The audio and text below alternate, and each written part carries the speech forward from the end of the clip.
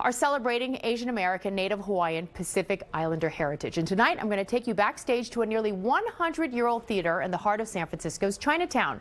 The historic Great Star Theater, located on Jackson Street, is a nonprofit. It's undergone extensive renovations and cleaning since the pandemic.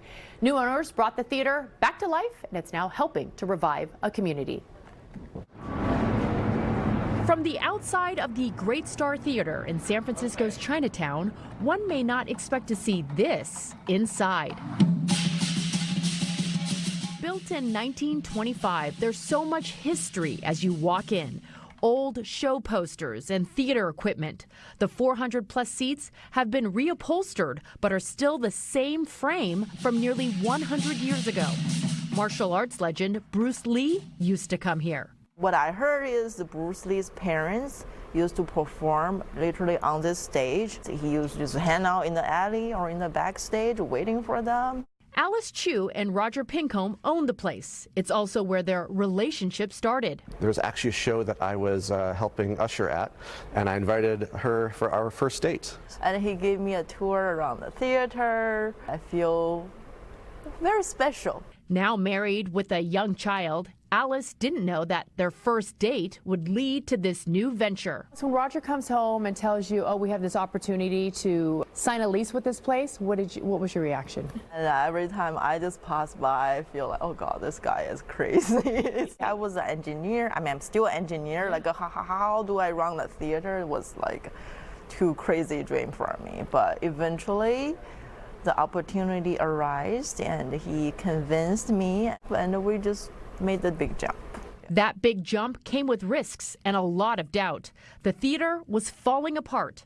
There were rats, there were birds living on the ceiling, crapping all over the seats. There was no heat, there was no hot water. The bathrooms were disgusting. There was mold downstairs. It was bad. I cried. He cried.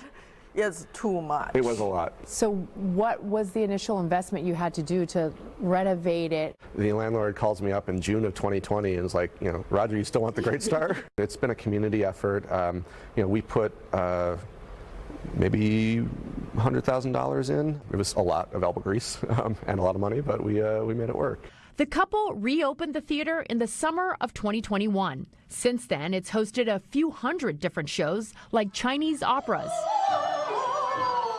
Those are really cool because they bring a lot of the local Chinatown community in, people that used to come to this theater when they were children. And to bring more people into the neighborhood, there's a popular Star Wars burlesque parody, which is coming back this summer. They brought 40,000 people into Chinatown over the course of 3 months. Every day it was sold out, and the line was like a few blocks away. And the Vertical Show, a pole and aerial performance featuring world pole champions. I'm a producer, I'm the director, and I'm an artist and performer in the show as well. Polina Volchek, also known as Pink Puma, travels the world performing. She's been back to Great Star Theater 6 times. The Vertical Show has been existed for probably 5-7 years at this point, but we were always looking for a permanent location for this amazing sporting show. I really love the theater, I enjoy the stage, and I think this theater deserves to have much bigger show and bigger opportunities. So this is the backstage, this is stage right. We've got our amp rack over here. This is the ropes, so we are a traditional proscenium theater. We've got all the backdrops up there. Wait, hand, manually? Yep. This is the altar that the Chinese opera still prays to whenever they come in. This is kind of a makeup area, but the main changing rooms are downstairs. Down here was actually really gross. Alice actually painted this mural here. Wow.